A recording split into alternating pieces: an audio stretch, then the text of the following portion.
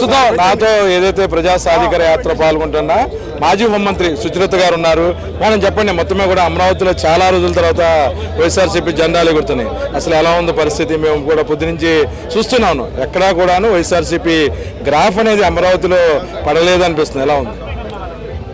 గౌరవ ముఖ్యమంత్రి గారు జగన్మోహన్ రెడ్డి గారు చేసినటువంటి సంక్షేమం సామాన్యమైనది కాదండి. అలాగే సామాజిక సాధికారత కూడా చాలా పెద్ద ఎత్తున తీసుకోవడం జరిగింది.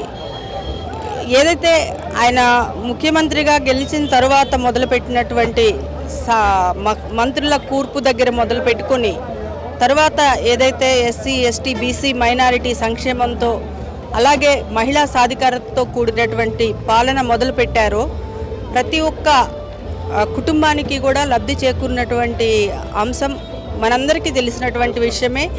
అంతేకాకుండా మనకు పెద్ద పెద్ద ఎకనామిస్టులు ఏం చెప్తారంటే చేతిలో డబ్బు ఉండాలి ప్రతి వ్యక్తికి, అది సర్క్యులేషన్లో ఉంటేనే మనకు సమాజం అభివృద్ధి చెందుతుంది అన్నటువంటి ఆసూత్రాలు.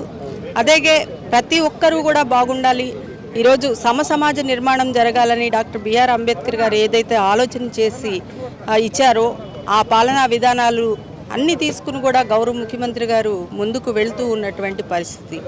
మరి ఈరోజు ప్రజలలో చైతన్యం అంటే మనం చూస్తూ ఉన్నాం. ఈరోజు వ్యవసాయ సమయం, రైతులందరూ కూడా మరి ఇక్కడ ప్రతి మిరప ఎక్కువగా సాగుబడిలో ఉంది, కోతల సమయం. అలాగే దానివలన వారు పనుల్లో చాలా నిమగ్నమై ఉన్నారు.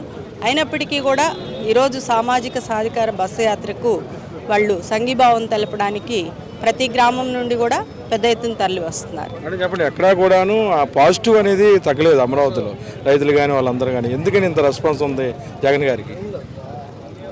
అదే అండి, ఒక సంక్షేమ పాలన తీసుకున్న గౌరవ ముఖ్యమంత్రి గారు ఈరోజు దాదాపు అన్ని కుటుంబాలకు, అంటే విద్య చూడండి, వ్యవసాయం చూడండి, వైద్యం చూడండి, ప్రతి రంగాల్లో కూడా ఈరోజు ప్రజలకు అందుబాటులోకి రావడం జరుగుతూ ఉంది.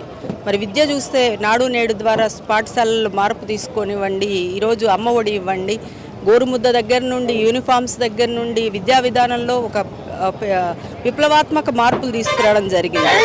అలాగే వైద్యం విషయం తీసుకుంటే మనకు ప్రభుత్వ వైద్యశాలల్లో గతంలో చూసుకుంటే చాలా పరిస్థితులు సరిగ్గా లేని వాటిని చక్కదిద్దుకుంటూ ప్రతి పిహెచ్సిలో కూడా స్టాఫ్ను ఏర్పాటు చేసుకుంటూ ప్రజలకు వైద్యం అందుబాటులోకి తీసుకువస్తూ ఈరోజు ఆరోగ్యశ్రీ జగనన్న సురక్ష కార్యక్రమం ద్వారా 10 లక్షలని 25 లక్షలు కూడా వైద్యాన్ని ఈరోజు ఉచితంగా అందించేటువంటి ఏర్పాట్లు చేస్తూ మరి ప్రతి ఒక్కరికి కూడా మనం అంటాం కూడు గూడు గుడ్డ అని గతంలో అనుకునేవాళ్ళు.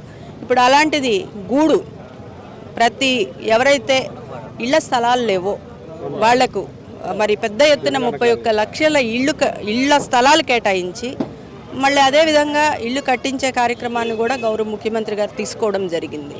ఇలా అన్ని రంగాలను కూడా ఒక్కొక్క ప్రజలకు ఇప్పటి వరకు అందని సంక్షేమం ఏదైతే ఉందో ఆయన సంక్షేమాన్ని ఉరకలెత్తిస్తూ ఉన్నటువంటి పరిస్థితి ప్రతి కుటుంబానికి కూడా అనుభవమే. సో అవన్నీ కలిసి వచ్చే అంశాలండి ప్రభుత్వానికి.